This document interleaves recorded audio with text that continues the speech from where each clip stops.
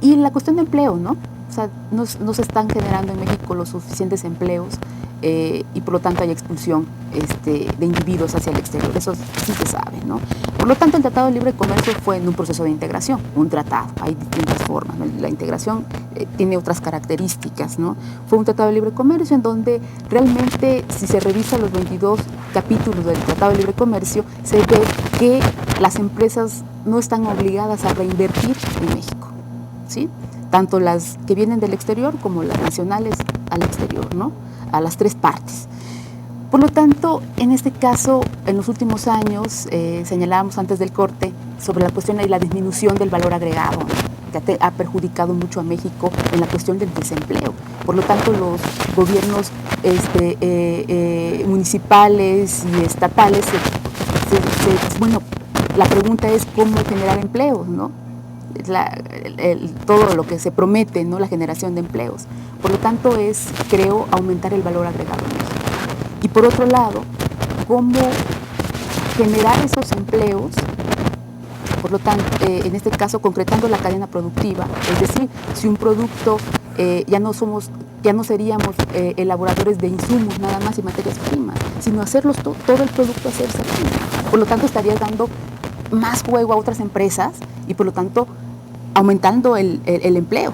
Pero al final no basta solo con que se incremente el índice de empleo, porque yo pregunto, ¿qué familia de 4 o 5 miembros puede satisfacer este mínimo de necesidades con dignidad, hablando de 2,000 pesos mensuales de ingreso? O sea, tiene que fortalecerse la concepción de los empleos, pero además empleos dignos, bien remunerados.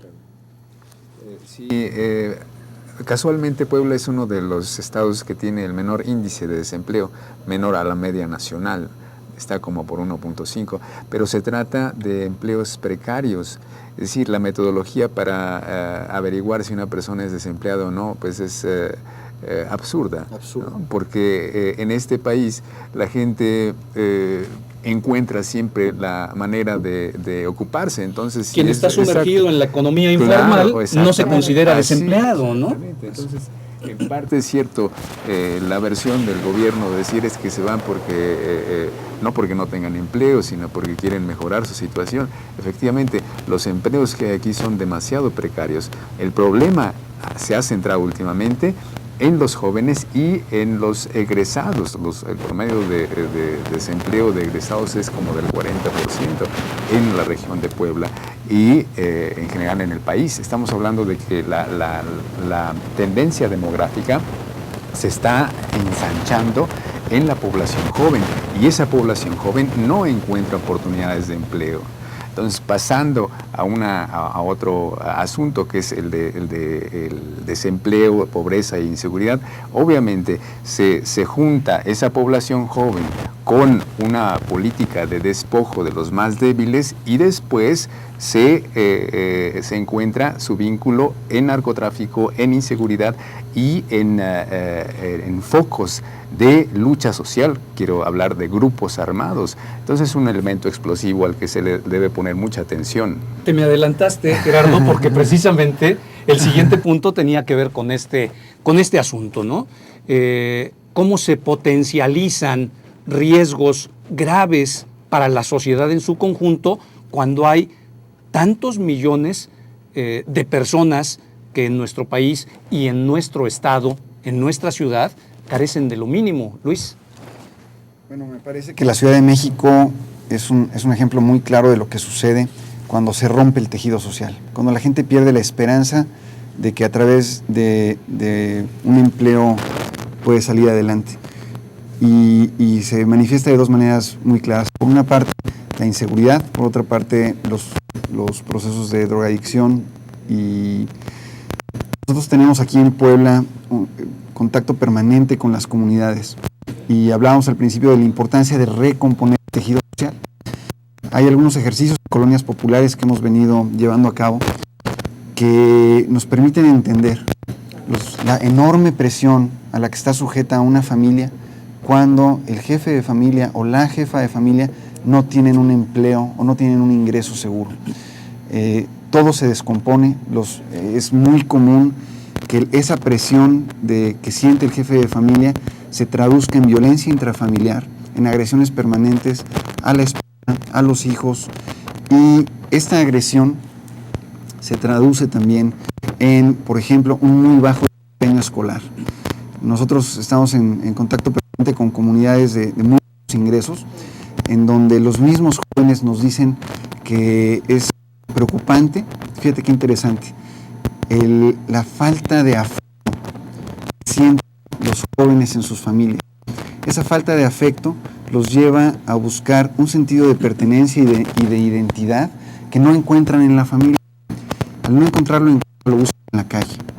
Y en la calle se encuentran con otros jóvenes que tienen también una enorme necesidad de afecto, que manifiestan esa necesidad de afecto de manera violenta, no de manera productiva, no de manera creativa, sino de manera violenta. No solo contra los demás, sino especialmente el proceso empieza contra ellos mismos, a través de la drogadicción y de la delincuencia. Es una manera de llamar la atención, es una manera de manifestarse en contra de esa falta de atención familiar y en contra de esa falta de afecto. Recomponer, crear un empleo es más fácil que recomponer una familia que ha pasado por este proceso de desgaste. Que es ya parte de la esencia de lo que tú comentabas en un principio, el aspecto humano de cualquiera de nosotros, ¿no? Mucho más difícil, por supuesto. Luis. Es la parte más importante. Yo siempre hago la reflexión que lo que estamos viendo hoy en términos de descomposición del tejido social es la consecuencia de un proceso. Es decir, han pasado más de 40 años en donde se ha venido gestando esta situación, en donde la gente ha perdido la esperanza de encontrar un buen empleo o de encontrar una buena oportunidad para educarse. Entonces, la pregunta que yo me hago es, si esto es consecuencia de un proceso que tardó más de 30 o 40 años, ¿cuánto tiempo nos vamos a llevar en recomponer el tejido social si construimos un modelo de desarrollo económico y social pertinente con respecto a los retos que tenemos? De modo que tendríamos que construir el modelo y tendríamos que tener continuidad en la aplicación del modelo para revertir un proceso. Siempre he dicho, el problema de la delincuencia y de la drogadicción no es más que el síntoma de la ausencia de oportunidades. No lo vamos a resolver, Leo, con más policías. No lo vamos a resolver con más armamento, con más equipo para la policía. Con más leyes. No lo vamos a resolver con más leyes, lo vamos a resolver con mucho mejor desarrollo social, mucho mejor desarrollo humano, con un proyecto que priorice el desarrollo de la gente con respecto a todo lo demás.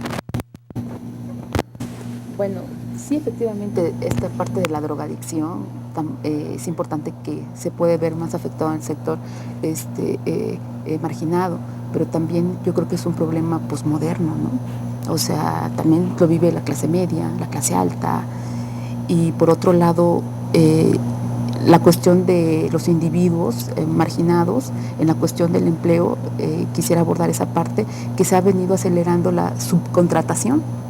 Esa es otra cuestión importante, ¿no? O sea, sí se generan empleos y a lo mejor un egresado va a tener un lugar en donde trabajar. Y sí, eso es un hecho, ¿no? Pero ¿en qué condiciones, no? ¿En qué condiciones y en qué proporción? Porque Sí. hoy parte del problema está en que no solamente los empleos están fuera del alcance de la gente que viene del campo. Hoy el problema gravísimo también está en la enorme cantidad de jóvenes universitarios que año tras año egresan y hay empleo que recibir. Claro. Yo creo que aquí hay que poner atención en dos temas importantes. El demográfico. México, a través de su transformación de la población, se dirige a una senda en donde gran parte de la población va a estar de 25 a 40 años. Va a haber pocos jóvenes, pocos niños, se está ensanchando, las necesidades van a ser otras. Ya el promedio de edad es de 35 años. Entonces esto es un elemento explosivo. Si no se crean las oportunidades de empleo, de desarrollo, ese puede ser un elemento que pueda agravar la situación de la que habla Luis. Que pueda hacer crisis. Así, claro, ¿En qué efectivamente. tiempo, Gerardo? Pues estamos hablando que es unos 10 años en que esta población demandante de condiciones pues va a ser mucho más, ¿no? Los jóvenes vienen presionando y ese es un reto para el gobierno, para las universidades, para las nuevas generaciones de crear esas condiciones. El otro es que los trabajos mejor remunerados están se están yendo a través de la nueva tecnología de la globalización. Por ejemplo, India en su experimento con los call centers, ¿no? Ha creado una riqueza impresionante, pero son ingenieros, es gente que tiene un conocimiento más o menos estándar que le ha permitido ser ya competitivo en ese terreno. Lo que deberíamos pensar es una estrategia que nos hiciera competitivos en el mediano y en el largo plazo y no cuestiones inmediatas. Principalmente lo que debemos atacar es ahora los problemas de corrupción y los problemas de crimen organizado, que por ahí se dijo es ya crimen desorganizado porque ni siquiera se ponen de acuerdo ellos. No, yo creo que está perfectamente bien organizado, Gerardo. Entonces, lo que nos ocupa o nos debe ocupar hoy es crear esas condiciones de transparencia, porque hasta ahora lo que ha visto el pueblo es una política de despojo. En muchos casos, no en todos, pero los funcionarios públicos se coluden con otros gente que domina la información, despojan de sus tierras a los que no tienen la oportunidad de defenderla o de evaluarla, y terminan siendo negocios redondos de comprar una hectárea a $1 y venderla a $1,000. O sea, esa es una política de despojo. El problema de la pobreza también es una política de actitud, de no considerarnos todos iguales, sino yo y tú. Entonces, ese problema de falta de otredad invita o promueve o continúa este problema de pobreza que finalmente exacto, se centra en un factor humano. Me gustaría mucho, Leo, si me da la oportunidad de comentar dos cosas con respecto a lo que aquí se ha dicho. Efectivamente, coincido completamente con lo que dice Gerardo. Atrás de este modelo de desarrollo hay algunos principios que le dan vida. Y uno de los principios que le da vida yo voy a mencionar 3 acá, es el principio de la superioridad. La manera en la que pensamos es finalmente la manera en la que actuamos, y eso se refleja a nivel micro y a nivel macro. Entonces hay esta sensación, aunque no se hace explícito, no se reconoce, de que hay un principio de superioridad que reconoce que hubiera un modelo de desarrollo que debía de imperar sobre todo lo demás, que hubiera una raza que es superior a las demás, que hubiera una religión que es más importante que las demás. Y este sentimiento de superioridad nos lleva al segundo principio del modelo, que es el principio de la separación, que supone que lo que le pasa al otro o lo que le pasa al medio ambiente no me pasa a mí, porque finalmente pues yo soy superior. Entonces, estos son 2 de los hitos fundamentales del modelo que tenemos que cambiar. Tenemos que reconocer un tercer factor, un tercer principio de este modelo, es el principio de la inercia. Es decir, este es el modelo que existe y no hay nada que hacer al respecto. Frente a estos 3 principios, es hora ya de que reconozcamos que no sirven. Tenemos que cambiar la manera en la que pensamos para cambiar los resultados de lo que estamos observando en el mundo. Es decir, es hora ya de que reconozcamos de que nadie es superior a nadie. Todos somos iguales, igualmente importantes. Todos somos diferentes, pero en esa diferencia es precisamente en donde existe la oportunidad de construir un modelo que produzca resultados mucho más aceptables. El principio de la separación tampoco funciona, ¿no? El suponer que lo que le pasa a 40 millones de pobres no me pasa a mí, es algo que la delincuencia... Una visión un tanto estrecha, claro. porque las cosas se están revirtiendo lamentablemente, Claro. y con un riesgo enorme para los que supuestamente no nos pasa nada, ¿no? Así es. Frente a este principio de superioridad, tendríamos que anteponer el principio de la igualdad entre razas, entre estados, entre países, entre religiones.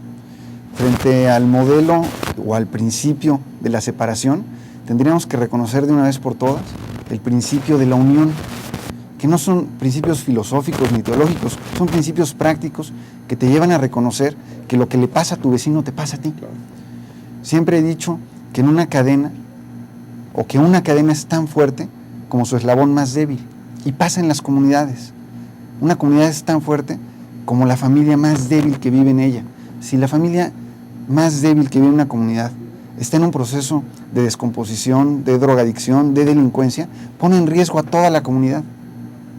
Entonces, frente al principio de separación, de que no me importa lo que le pase al otro, tendríamos que anteponer el principio de la unión, que vale también para el medio ambiente. Durante muchos años hemos pensado que lo que le hacemos al medio ambiente no nos lo hacemos a nosotros. Y estamos empezando a pagar las consecuencias en ese tema. Lo estamos pagando. Vamos a ir a mensajes. Ahora sí el tiempo ya se nos está agotando. Al regresar vamos a poner sobre la mesa un tema que seguramente va a ser muy sensible y lo vamos a manejar con mucho cuidado, que es el tema de la religión. ¿Cómo incide el aspecto religioso en este tema de la pobreza? Regresamos en un momento. Mesones Sacristía. Arquitectura viva. Magia en la gastronomía. Señorial hospitalidad. Encanto de Puebla. Mesones Sacristía. En el corazón de Puebla. Centro histórico.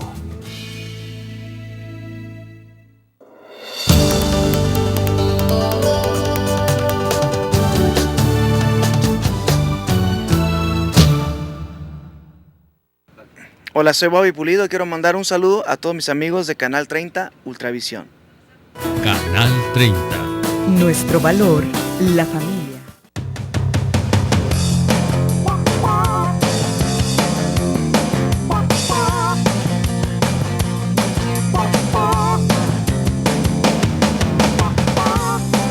¡Pollo feliz! ¡Muy sabroso! ¡Muy sabroso!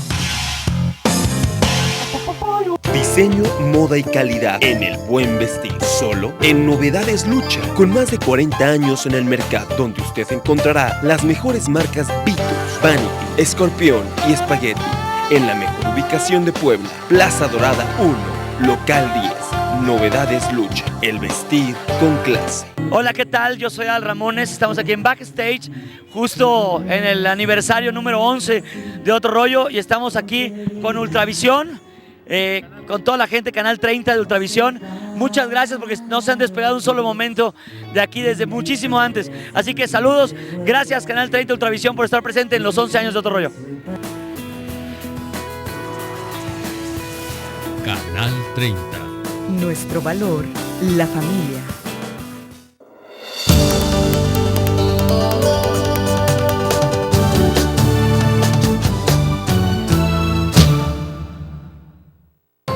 Nadie es inútil en este mundo si es capaz de aligerar la carga de otro. Charles Dickens.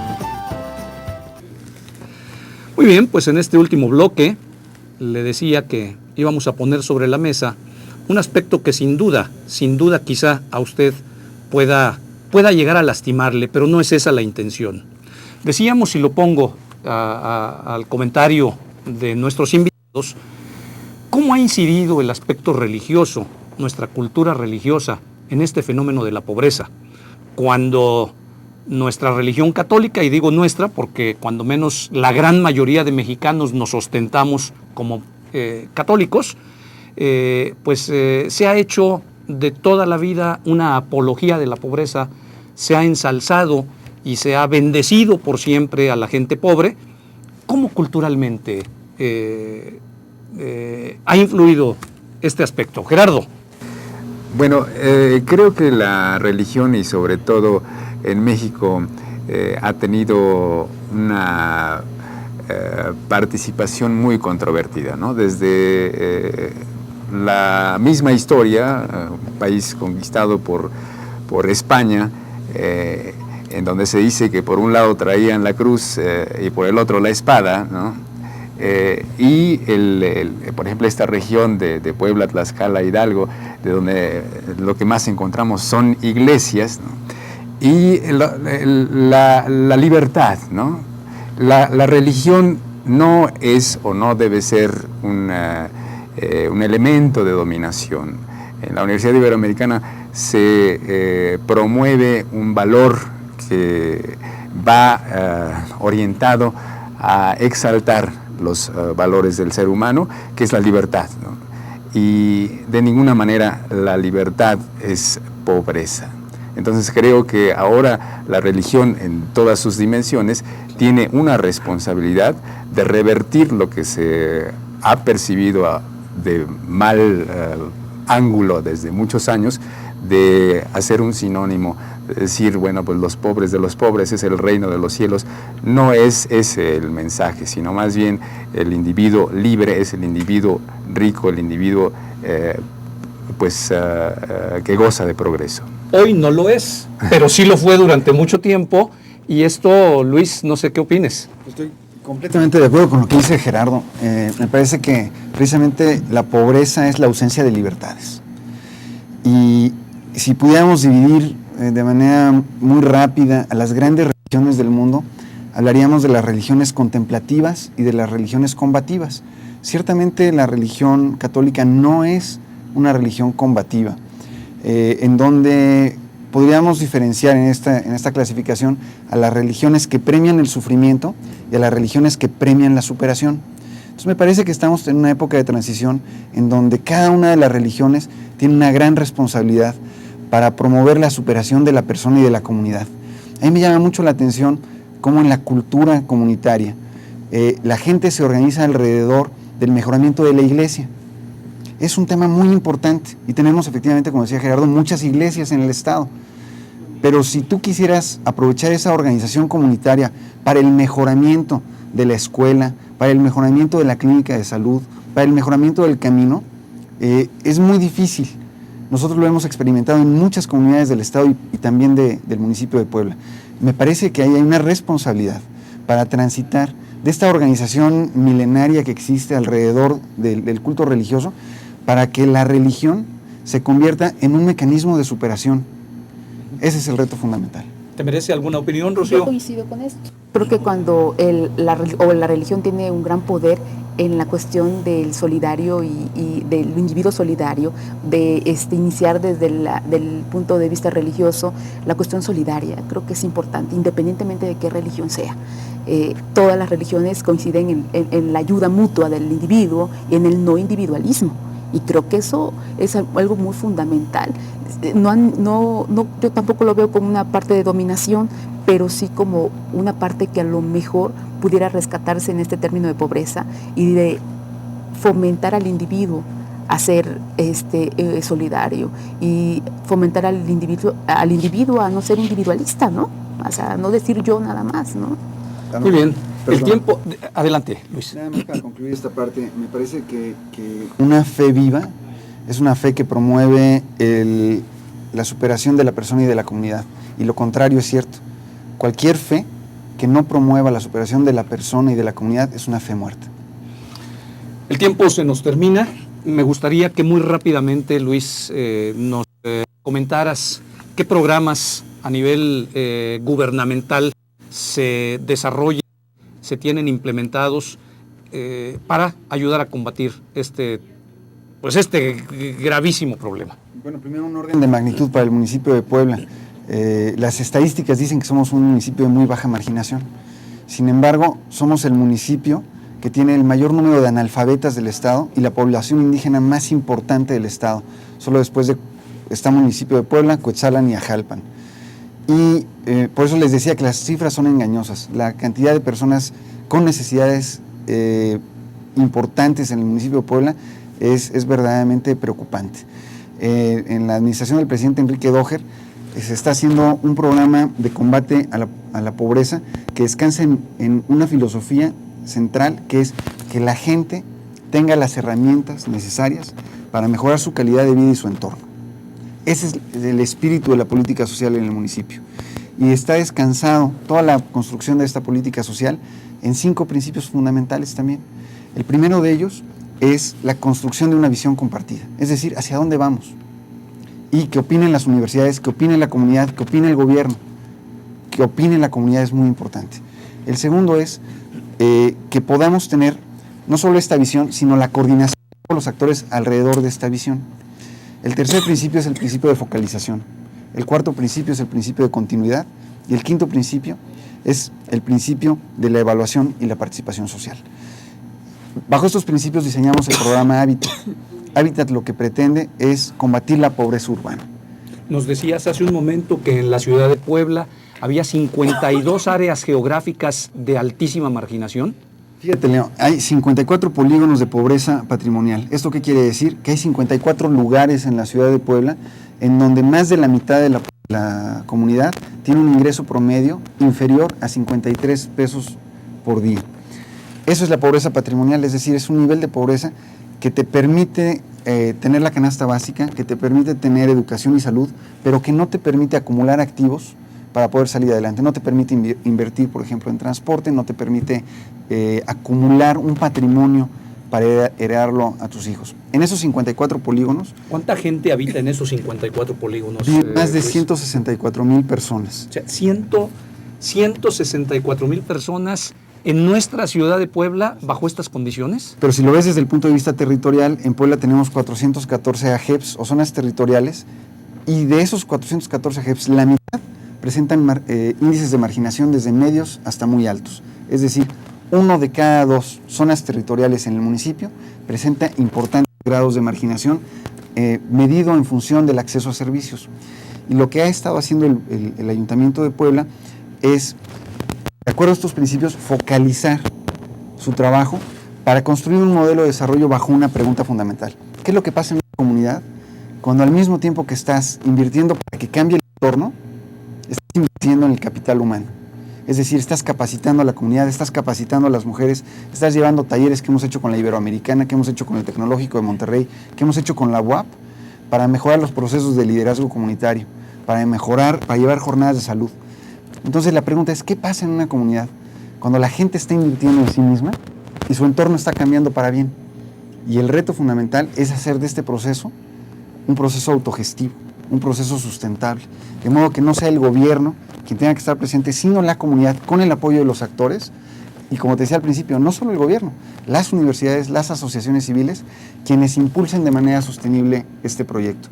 Hemos invertido 50 millones de pesos el año pasado y este año también 50 millones de pesos en desarrollar un modelo de desarrollo social en estos polígonos que responda a dinámicas sociales diferentes, porque aunque los polígonos tienen el mismo nivel de ingreso, no es la misma la dinámica social de una zona semirural que de una unidad habitacional o de una colonia popular.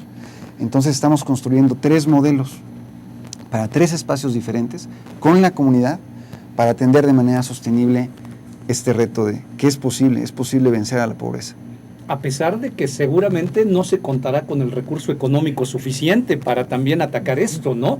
Porque puede haber planes de desarrollo perfectamente estructurados, con visión de mediano y largo plazo, puede haber la voluntad de todos los actores, pero si al final no hay el recurso económico, esto también representa un grave problema, Gerardo. Efectivamente, creo que debemos tener cuidado en algo que se dice mucho. El camino al infierno está lleno de buenas intenciones. A veces los programas, en lugar de ayudar, deterioran la situación. Entonces, es una pregunta económica. Con pocos recursos, llegar al mayor impacto. Y creo que pues el programa de Luis es en esta medida bien pensado y esperemos que tenga el impacto esperado con los pocos recursos que seguramente los resultados, ¿no? de los que seguramente dispone. Rocío.